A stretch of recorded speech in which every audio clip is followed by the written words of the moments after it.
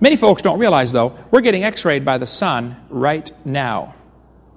The sun's X-rays are coming right through that roof, right through your body, and blowing you full of holes inside the building. Except on cloudy days, because water stops X-rays.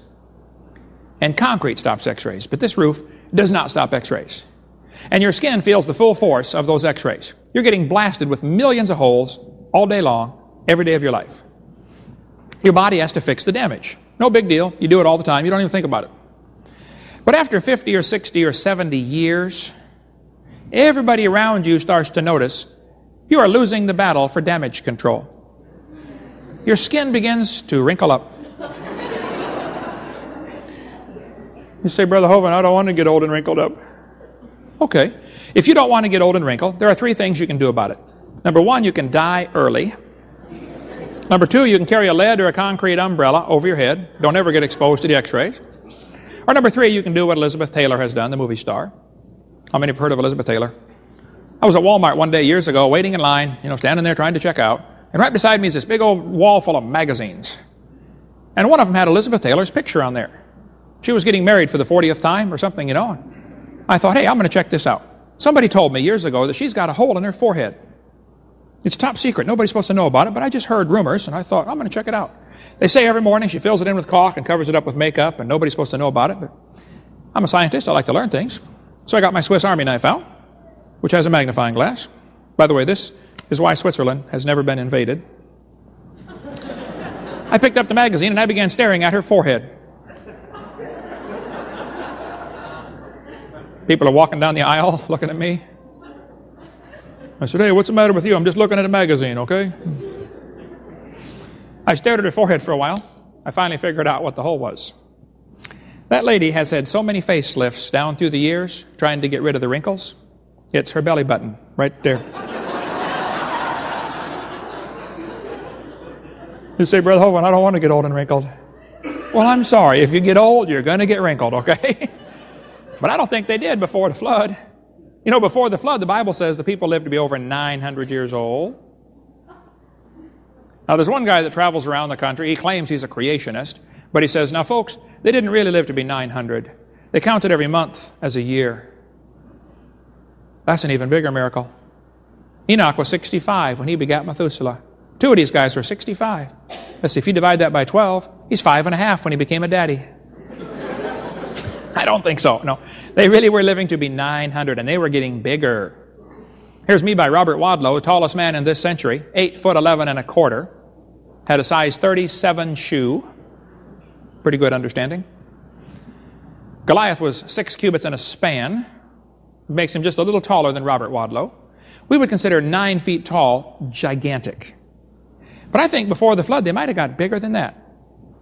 Here's a skeleton of a man found in a coal mine in Italy, 11 feet 6 inches tall. Well, long, not tall. He's laying down now. 11'6". How would you like to have that guy on your basketball team? Hey, throw the ball to Herman.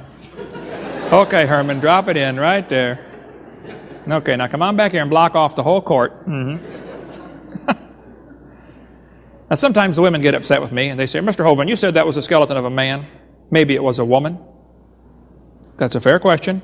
But I taught biology and anatomy. I happen to know how to tell the difference between a male and female skeleton. It is not the number of ribs. Only Adam was missing a rib, and only for a short time. Did you know there's only one bone in the human body that'll grow back if you take it out? The lower rib.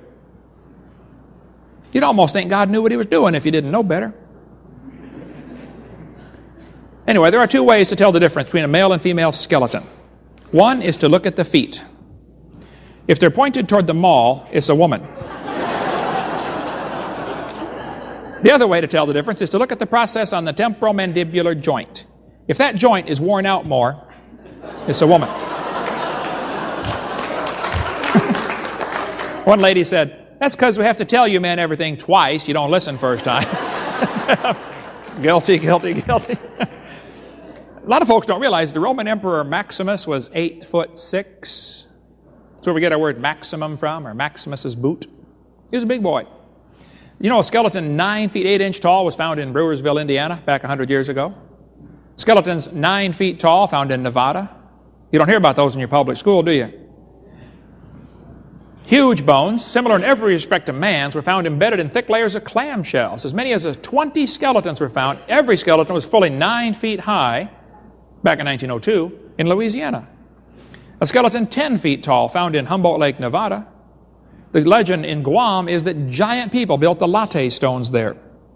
In Walkertown, Indiana, 8 giants ranging from 8 to 9 feet long, all wearing heavy copper armor, were found.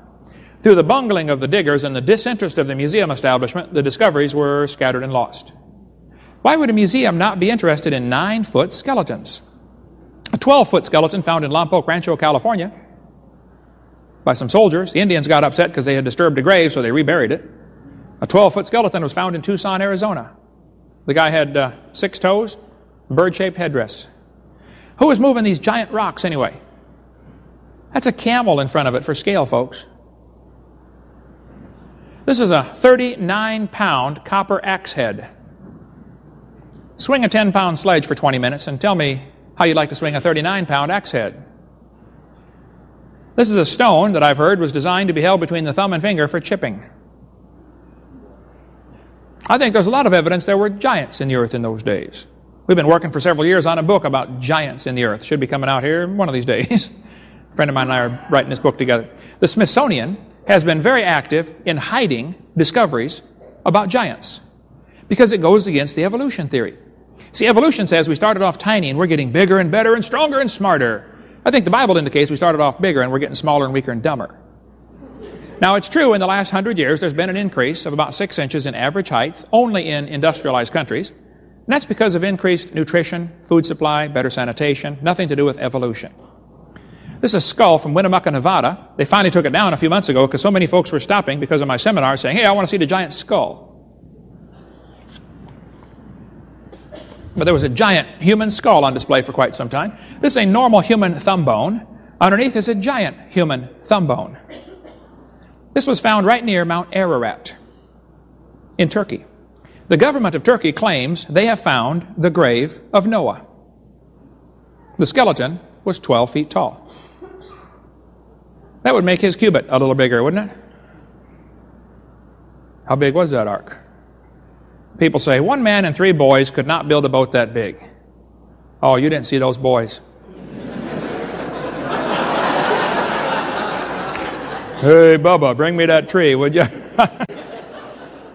It's a thigh bone we've got in our museum in Pensacola, a replica of a thigh bone, 47-inch femur, indicating the man would have been about 13 feet tall.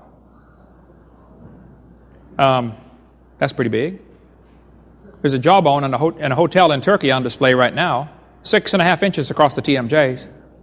Any one of you could put your head inside and rattle it back and forth inside the jawbone.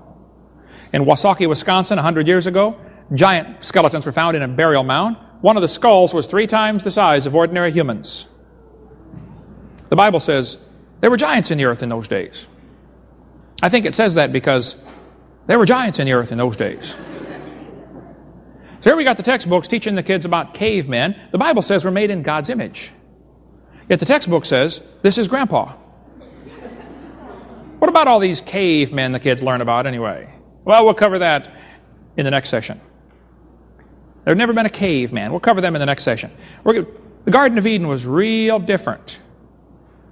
Coming soon is the 1,000-year reign of Christ. Going to be real different than what we see today. Talk about that next time. Thank you.